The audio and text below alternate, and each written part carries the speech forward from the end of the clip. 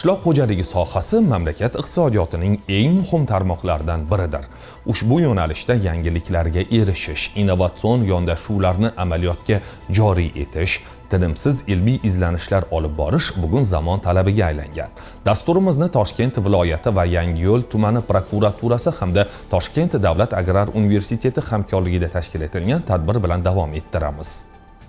Unda tumandagi qishloq xo'jaligi tarmoqlarida xususan g'alla, kartoshka yetishtirish, pillachilik, bog'dorchilik, chorvachilik va parrandachilik yo'nalishlarida mavjud holatlar ko'zdan kechirildi. Ayni yo'nalishdagi hujjatlar qolaversa o'rganish ishlari xulosalaridan kelib chiqqan holda belgilab olingan vazifalar ijrosini ta'minlash yo'lida ko'rilayotgan chora-tadbirlar soha taraqqiyotida muhim qadam sifatida baholanmoqda. Xususan Toshkent davlat agrar universiteti professor o'qituvchilarining hududga tashrifi fermer va dehqonlar uchun nazariyani amaliyot bilan birlashtirishlari uchun yaxshi imkoniyat bo'ldi. Professorlardan o'rgandik, 15 yildan beri ularning nimasi bor turib leksiyasi. Oddiy odam hech kim qilolmaydi. Shu kim o'rganadi? Shu olib ko'rgan kirayotgan ishimiz shu. Prezidentimizga rahmat, shunchalik bizga g'amxo'rlik qilib, sharoitlar berib qo'yibdi.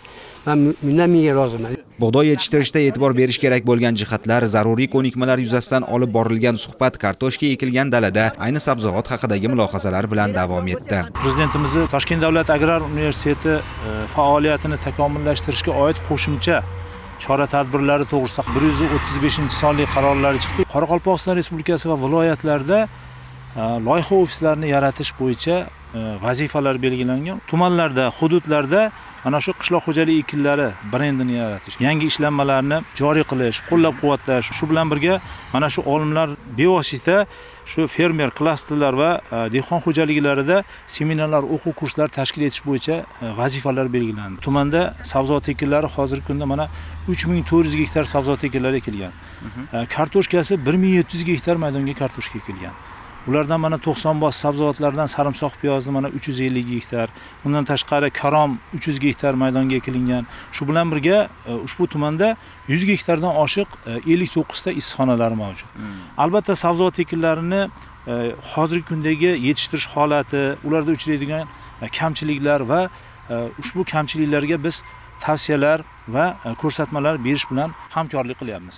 Viloyat prokuraturasi tomonidan yerdan maqsadli va samarali foydalanish, yer maydonlarini ekin turlariga mos joylashtirish, urug' va ko'chat ekinlarini sifati, agrotexnik tadbirlarni o'z vaqtida sifatli amalga oshirish, sug'orish ishlari, o'simliklarni himoya qilish, begona o'tlar, kasallik, zararkunandalarga qarshi choralarni, shuningdek kimyoviy, organik, tabiiy mineral o'g'itlardan samarali foydalanish holati yuzasidan fermerlar tomonidan bildirilgan muammo va takliflar atroflicha ko'rib chiqildi. Shunga ko'ra, Yangiyo'l tumanidagi vaziyatni ilmiy amaliy jihatdan har tomonlama o'rganish maqsadida Toshkent davlat agrar universiteti, shuningdek kartoshkachilik, g'allachilik, tuproqshunoslik yo'nalishdagi ilmiy muassasalardan 50 ga yaqin olimlar va mutaxassislardan iborat ishchi guruh shakllantirildi.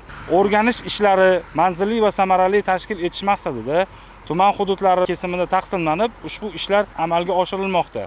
Ana endi hududning chorvachilik sohasiga to'xtalsak, ayni damsiz tasvirda ko'rib turgan qoramollar kuniga 20-25 litr sut beradi. Asosan bu yerda galshda filiz zoti qoramollar boqilyapti. Bu sut yo'nalishidagi qoramol zoti hisoblanadi. Yangiyo'l tumanida umuman 62 ta xo'jalik subyekti mavjud, chorvachilik yo'nalishida mo'ljallangan. Shundan 22 ta xo'jalik naslchilik yo'nalishidagi xo'jaliklar hisoblanadi. Hozir sigirlarni ko'rib turibmiz, shoxlari yo'q. Nima sababdan unday?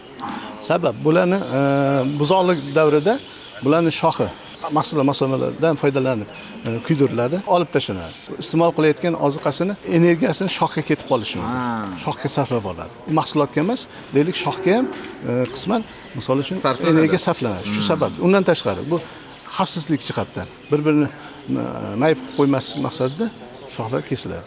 Xalqimiz dasturxoniga sari mevalarni tortiq etishda bog'dorchilikning o'rni katta. Serquyosh o'lkamizda pishib yetilgan totli mevalar nafaqat ichki, balki tashqi bozorlarda ham xaridorgir ekani barchaga ayon. Tumanning bu yo'nalishda ham imkoniyatlari yetarlicha.